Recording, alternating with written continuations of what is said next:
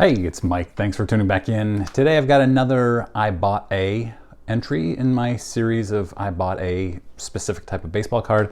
The purpose of this series is to buy one card in all the really amazing vintage baseball card sets. I've done 1939 exhibits, salutations. I've done a 50 Bowman. I have a 1940 play ball, and I'm only looking for Hall of Famers. The 40 play ball comes out soon, probably in the next week or so.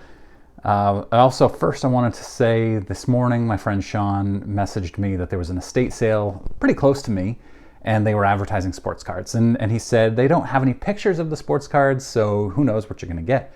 But I figured it was a good risk. Drove down there, and it was just this little tub of loose junk era baseball, basketball, hockey, and football cards, and I just left immediately once I saw that, and there was nothing else.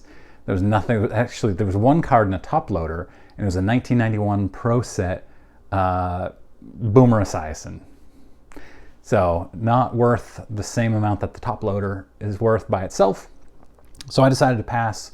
And no matter how creative I get with these videos, I just couldn't bring myself to turn that into a video.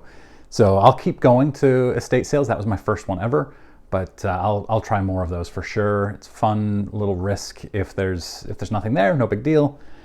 So today I have a 1933 Goudey Hall of Famer. I bought it off a Twitter sale, and this one is, well, I'll get to it in a minute, but the 1933 set is famous. I'm sure you've heard of it. You probably know a little bit about it, but my goal, like I said, is to buy one of each set and then learn more about those sets. I want to become, I don't know if I'll ever be a vintage expert, but if I can know a lot more about vintage cards, then I'll be really happy. I really enjoy this.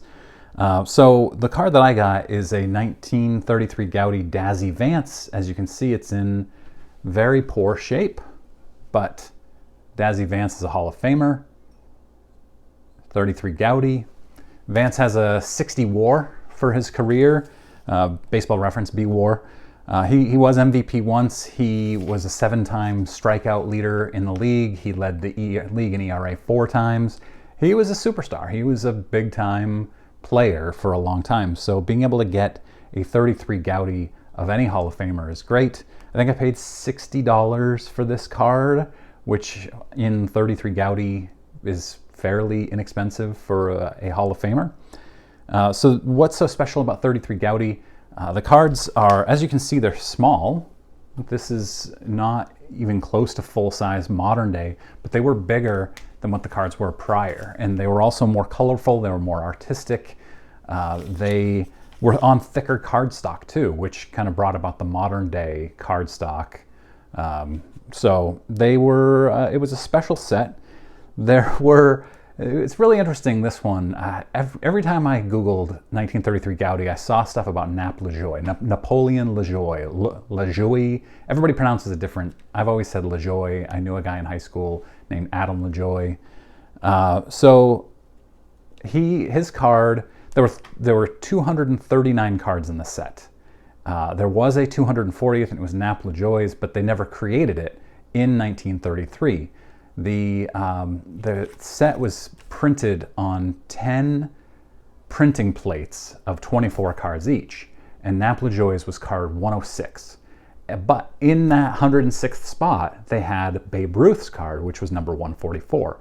So if you see here, the Babe Ruth 144 is actually on that printing plate twice, because they just replaced the Nap LaJoie one with that Babe Ruth.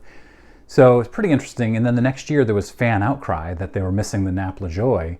And so Goudey produced it in 1934 to look like the 33 set. And you can see it's a little bit better looking than the 33s because it was a whole year later. They had improved their styles. And so they only mailed those LaJoies to customers who specifically requested it. So it's extremely rare. It's very valuable. And it's one of the more popular cards in the set. Cards on those first 2 printing plates, the first 48 cards, are more scarce. Those are the lower number cards, so those are more valuable as well. There's a Ty Cobb card in this set. There are 2 Lou Gehrig cards. These are some of the more valuable cards in the set.